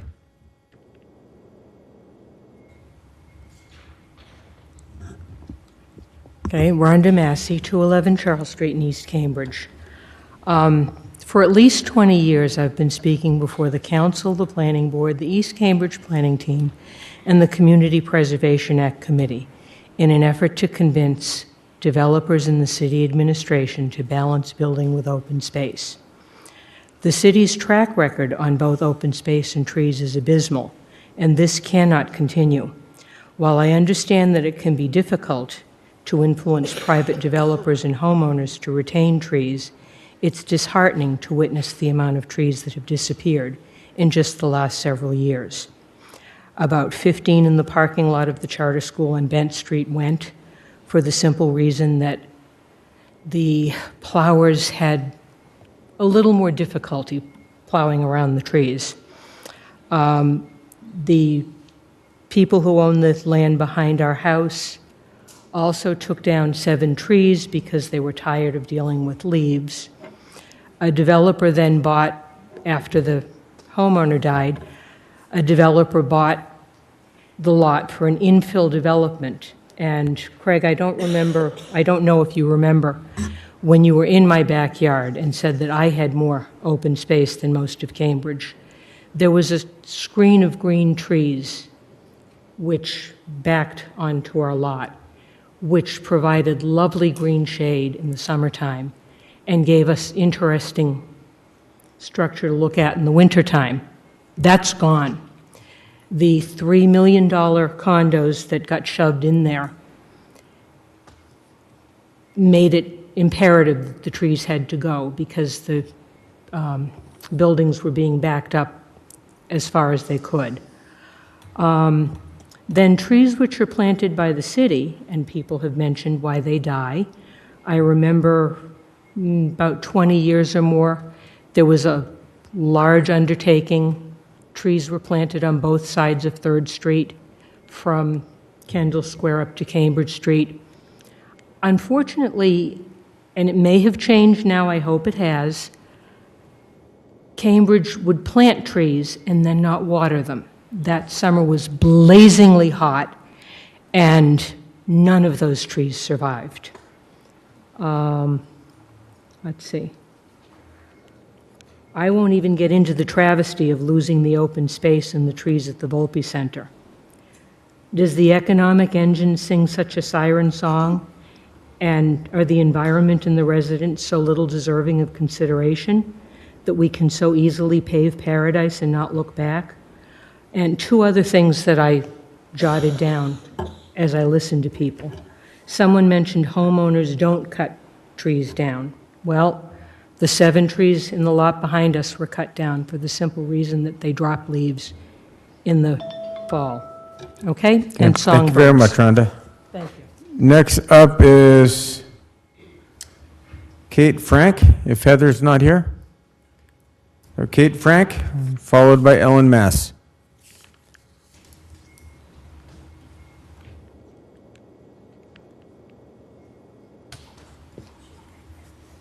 My name is Kate Frank. I live at 53 Crescent Street. I've been there since 1980 and in Cambridge since 1960. And all the neighborhoods I've lived in are going to be affected by the tree problem. It's not just homeowners, it's apartment dwellers of every circumstance. What I wrote is completely unnecessary because it's been said so well by so many people this evening. I think I decided I should come and still speak only to emphasize that if you look around at how many of us have quite gray hair, you'll realize that many of us may not live to see the things we're advocating for, so that it's not for our personal gain, it's really for a sense of civic responsibility. I'm also very moved by the complexity that Eleanor Reardon and the 2 counselors, 4 counselors, 5 counselors have brought to bear as they commented to each other in clarifying the ordinance in the beginning.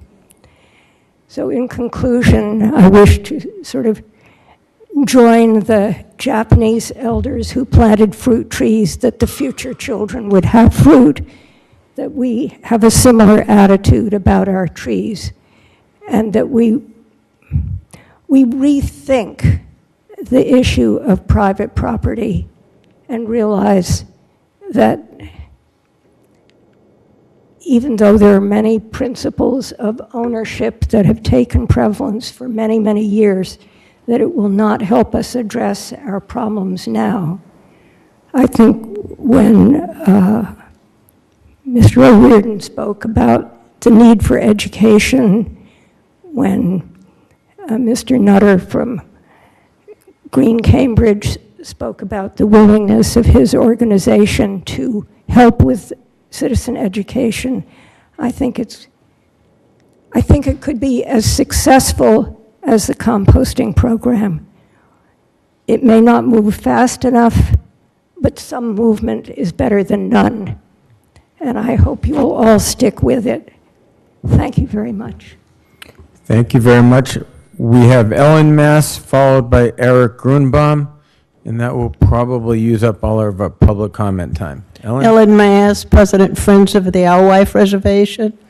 I'm very grateful for this moratorium, City Councilors, because before the awareness of the issues in Cambridge were related to trees were just not right in front of the public.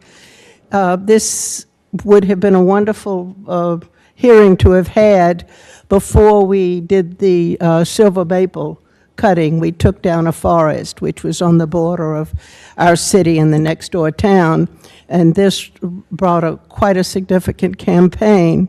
So I guess I'm before you today more to speak about what is coming up. We've talked mostly about what is past related to some of the tree cutting and the issues related to climate change. I'm not going to try to be involved with the education that people have done so well before me. But the situation right now in Northwest Cambridge, where we have a 1-acre arboretum with about 60 trees that was carefully planted 40 years ago by the Apt Building, is a crime waiting to happen, because the 2 developers have misrepresented their building special permit to the planning board in December of 2017 by leaving off the major canopy of these rare arboretum planted trees. This was an op-ed in the Cambridge Chronicle, let's say 2 or 3 months ago.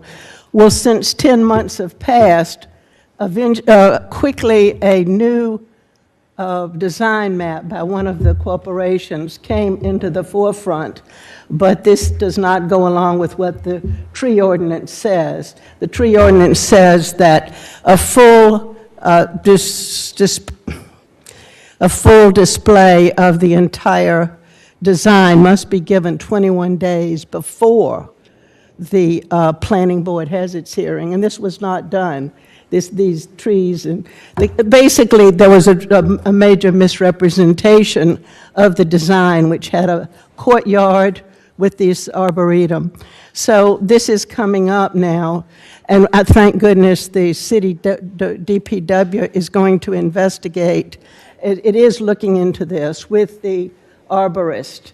But I say it was misrepresentation because these two, Redgate and Westbrook corporations, did have access to put that canopy down, and they have to remove all of those trees in order to excavate a garage underneath this arboretum. If you haven't seen it, please look at it on the website or on the Facebook. Thank you very much, Ellen. Thank you. Next up is Eric Grunbaum. And Eric, you're going to close us out for public comment. Thank you. Eric Grunbaum, 98 Montgomery Street. I came here with a mixed view of the moratorium, but throughout the course of listening to the testimony of citizens, I actually have come to support it. I think that the tree canopy is in serious decline. I've been watching this for 30 plus years. I grew up in the city. I began participating in efforts to plant trees in the early 90s in the neighborhood I lived in Area 4 Port, where at the time it cost $125 to get a street tree. I sought and won a grant to subsidize that for people who couldn't afford it, and we planted 50 trees there. I have walked Ringe Ave with Lisa Peterson, who was head of DPW at the time when they were resurfacing it. I walked Dudley Street last year with David Lefcourt, looking at opportunities to plant more trees. There are massive opportunities to plant more trees, and I don't think, obviously there are two sides to this coin. I don't think we've really scratched the surface in terms of the opportunities, particularly in under-canopied neighborhoods like Port and where I live now in North Cambridge. A couple of years ago, maybe 5 or 6 years ago, I think I was talking to the arborist about why don't we count the opportunities, the empty places in the sidewalks where I'm not talking about empty tree wells, I'm talking about spaces, large gaps where there could be trees. And he told me that 2,500 to 3,000 locations had been found in each of 2 quadrants of the city, and that was 2 of 5, I believe. He estimated that if they did the inventory for the rest of the city, it would be 10 to 15,000 street trees. These are the trees that are most important to us. They're the ones that give us shade when we walk to and fro. It's what provides greenery for people who don't necessarily have a backyard. We need to do a way better job of investing in the canopy, and I think our city has bungled this effort basically over the last 30 years as I've been watching it. And I really urge us to do better. I think a short-term moratorium is reasonable, and I think we need to up our investment in trees, and that means staff, and that means money, and we need to commit to doing that. The last thing I just wanted to say is while I support the thrust of the Cambridge News flyer, there were some serious errors of judgment and of fact on page 5, and I'm happy to talk with anybody about that later. But I want to close by just saying I really support more investment in the canopy. It's important for so many reasons that have been outlined tonight, and I thank you for your attention to this. Thank you very much, and thank you for the clapping, but we can do that in 15 minutes. On a motion by Councilor Carlone to close public comment, we'll do that. We have about 13 minutes amongst ourselves to figure out what our next step is going to be. Councilor Zondervan? And thank you, Mr. Chair. I would like to propose a couple of amendments. You can step outside and I'll talk to you after the meeting if you wish, but now is not the time for public comment. Thank you.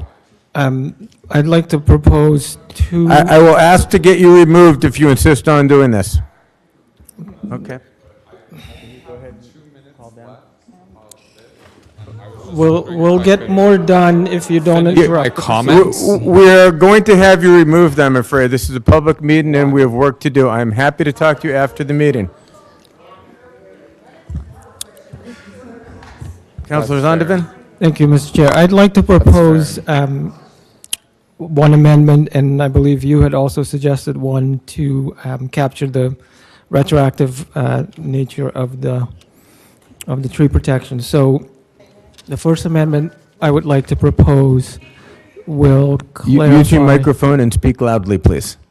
I thought I was. I'll try harder. I have a cold. I apologize. I'm even more quiet than I usually am. So the title of the section 866055, which currently reads Procedure for Other Projects, I'm proposing to change it to Procedure for Other Significant Tree Removals. And then the first sentence, which reads for any project, I'm proposing to strike the word project and replace it with significant tree removal. So it would read for any significant tree removal, and then not subject to, and then remove which requires removal of a significant tree. So that sentence would now read, for any significant tree removal not subject to 866050, except for emergency circumstances, a permit request will first be submitted to the city arborist.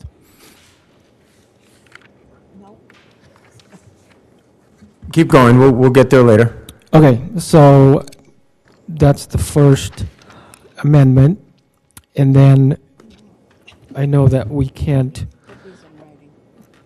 consider a general moratorium on tree cutting because that's not part of this proposal, but what we could consider is to not issue any permits proposed in this section until we have further amended this ordinance based on the recommendations of the tree task force. So I would like us to consider that concept. Okay. Do you have your first proposed amendment in writing by any chance? Yeah, I can show it to the Okay, that would be great. And that simply is to bring all significant trees under this section, not just those associated with the project. Correct. Okay. And then your second suggestion is one of timing, and it would be to prohibit the granting of any permits until after the tree task force finishes its work. And we've amended the ordinance based on their recommendations. Okay. What's that? Amend an ordinance on recommendations that you haven't even seen. We'll see those recommendations. So you're going to provide those to the clerk. Given that we've heard them, do any counselors have initial thoughts on? I thought we had explained this before, that public comment is over and it's time for you to leave. I know I'm a very disruptive person, and I know that has an you are. effect on the environment. Sit down, please. We're going to have you removed. But I'm just wondering if I could finish what I started. No, you cannot. We're going to have you removed. It's unfortunate that it's come to this. I apologize to everyone for this disturbance. All right, I'm going to declare this meeting in recess for a few moments until this disturbance is taken care of.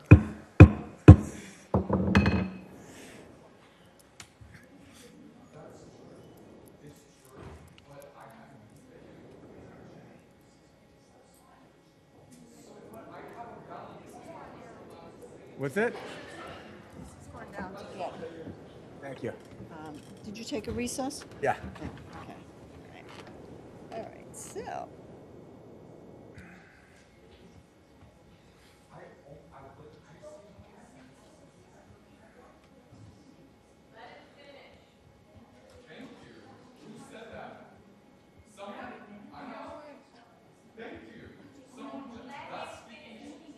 You are discrediting it. But discrediting what? Well, the rest of us are fed up too, but you're not helping because what you're doing is making a scene. True. And that's True. not a good thing. I agree with you that it's not a good thing, but So don't do it. I just have two more things to say. In the basket, Can I just say one more thing before I leave? I know. I just want to say one more thing. I request that the Cambridge Tree Care Task Force experiences a name change to the Tree Care Task Force from Tree Task Force. I don't know.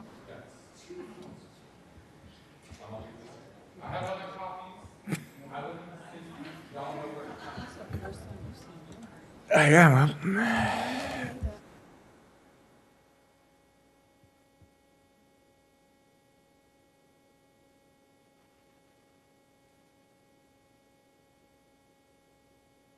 all right, we will bring the meeting back into order.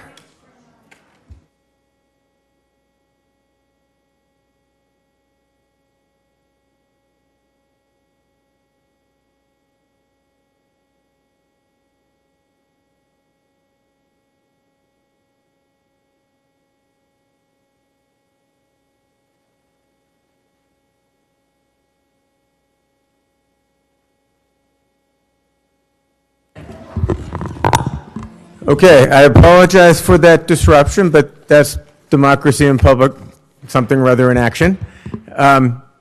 So my suggestion at this point, there was a lot of public interest in a moratorium. I admit I'm interested in a moratorium. I don't know enough about it, honestly, to have a really informed decision right now. We can schedule another meeting in the immediate future to consider essentially what Councilor Zondervan has suggested, which is the First Amendment, which seems fairly straightforward, which is bringing all significant trees into this ordinance. And then the second part, which is I think a little more complex, is then do we want to delay the granting of any permits, which would be a de facto moratorium, or do we want to talk about a moratorium in some other fashion? And if Councilor Zondervan or anyone else could provide suggested language between now and then, we would be able to consider something in greater detail. That was my thought, but I'll entertain any thoughts from the council. On this side? Mr. Chair? Councilor Zondervan? I would prefer that we voted on the clarifying amendments.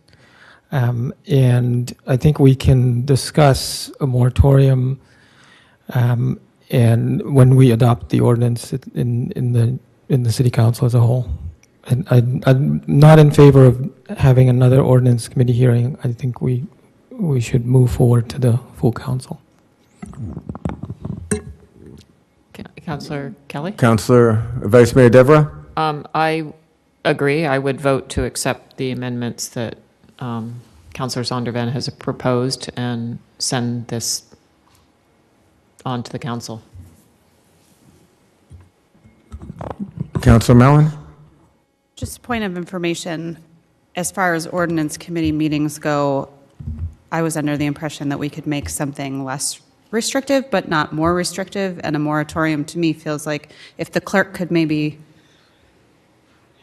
Mr. Goldberg, kind of clarify in terms of what we can and can't do in this present ordinance committee meeting versus a future ordinance committee meeting. Do you mind?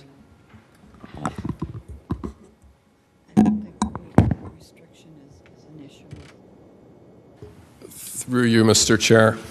I think you may be referring, Councillor, to zoning provisions where there's advertised zoning language and the council might be trying to make significant changes to that language and there may be restrictions on that. This is not a zoning ordinance, so I don't think those same restrictions would apply. Generally speaking, the council can consider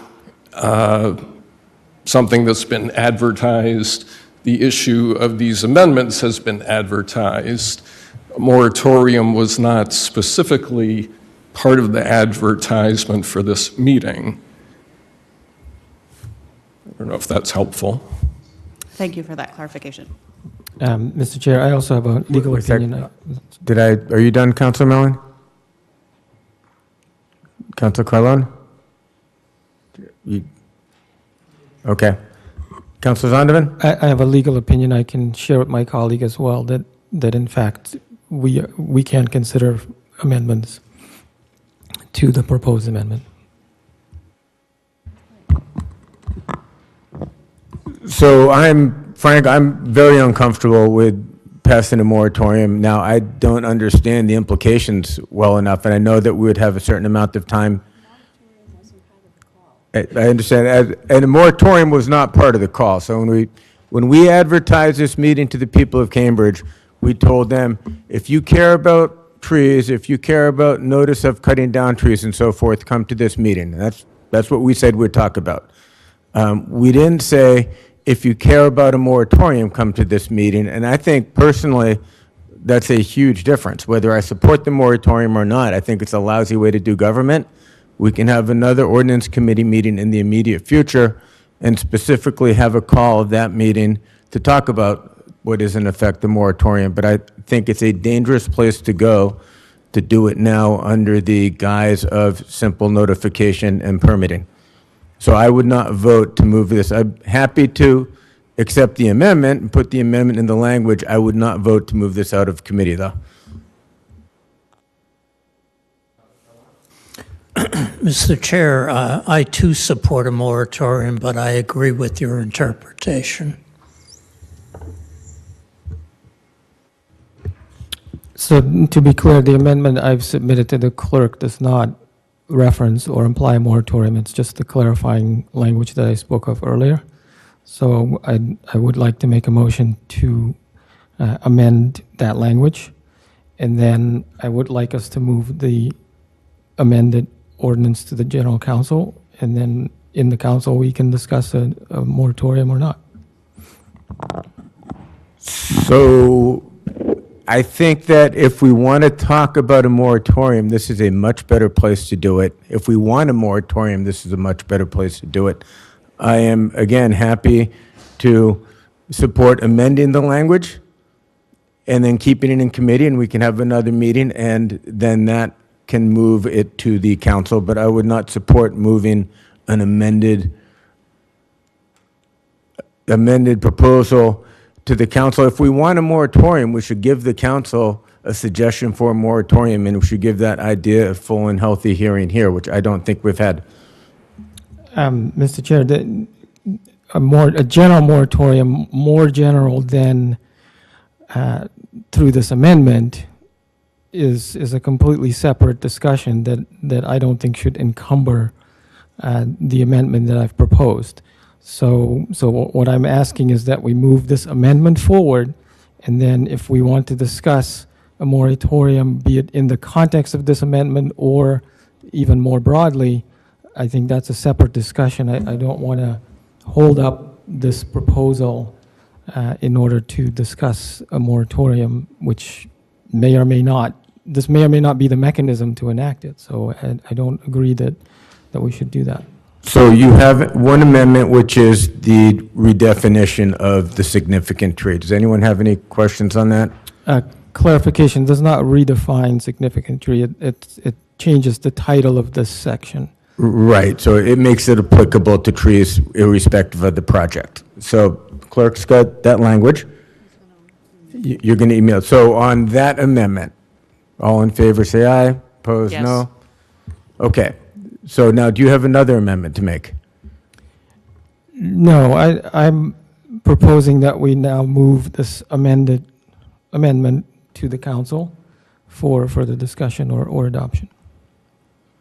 Okay, so there is a proposal to move this amendment to the council for further discussion on that proposal. Does anyone have any thoughts? I do. I think that's a bad idea. I would like to explore the idea of what a moratorium might look like, and if we want a moratorium, to be clear about that to the council. So I will not vote, unless we don't want a moratorium, which I think arguably we do, I would not vote to move this to the full council at this point. So anyone else want to speak before we take a vote on moving this to the full council? Councilor Kelly, how would the ordinance committee discuss having a moratorium in an ordinance committee meeting? Would we have to have language in front of us, or do we just have I think it's best always conversation about, well, it could be good or it could be bad? And I think it's best always to have language in front of us. So Councilor Zondervan had an idea of making the permitting authority of the city arborist start only when the council had some sort of actionable things from the tree task force. So were we to meet to talk about that, he could provide, and anyone else could provide, if they had language they were interested in, something that we could look at and specifically talk about, and he or anyone else could provide that language to the city staff ahead of time too, so they could come prepared to say this will work, this won't work, this has some issues or whatever. Intuitively, I think it's a really good idea, but I'm not willing to support it right now. Yeah, thank you, Mr. Chair, and I do appreciate the intent of what you're saying. What I'm suggesting is that a moratorium is a more general conversation. It may be a good idea to enact it in the way I'm proposing. It may not. I would prefer that we had that conversation in the council. If we wanted to bring that conversation back to the ordinance committee, we can always do that. But what I don't want to do is delay moving this forward, since I think we have some consensus around this language. And then we have a separate question of, do we want a moratorium? Do we want just a moratorium on these other significant tree removals, as I'm proposing in this language? Do we want it across the board for all tree removals? I think the rest of our colleagues deserve to be part of that conversation. And so rather than keeping it in committee and having that conversation in the committee, I would prefer that we bring this forward to the council, and then the council can decide whether we want to have a further conversation about moratorium, or whether we want to adopt this as it is, whether we want to enact a moratorium differently than through this proposal. I think those are broader questions than just this amendment that I brought forward, which did not include a moratorium language, as you point out. Mr. Chair. Councilor Carlin. Mr. Chair and Madam Clerk, I believe the only way the council could talk about a moratorium in the council is if there is a petition submitted. The clerk is saying no. How else would that be discussed at the council level? This is a municipal code amendment, and amendments can be made at any time. This committee report would go before the full... I'm talking about moratorium. Right. This committee report would go before the full city council, and they would either accept the report, place it on file, pass to a second reading the original proposal that was submitted by Councilor Zondervan with his amendments. 2 weeks from then, it would be before the council for ordination. At that point, there could be an order that could be submitted the night of ordination that had moratorium language, and the proposal could be amended on the floor to include a moratorium language. Then it would be up to the body whether they decided that they wanted to pass it to be ordained. But an amendment can be made at any time on a municipal code amendment. Thank you, Madam Clerk. My point is, I think it's much simpler and cleaner to figure out what we want here rather than at a general council meeting. So if there are no more comments on the proposal to move this to the city council, move it out of committee into the city council. All those in favor of moving this item to the city council? Yes? Yes. All in favor, say aye. Aye. Yes. Maybe we need a roll call? Roll call? Okay. They would do that to me.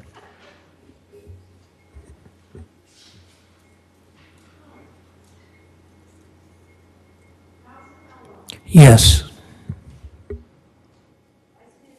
Yes.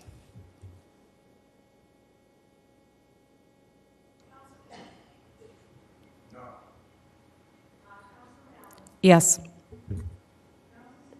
Yes. Yes.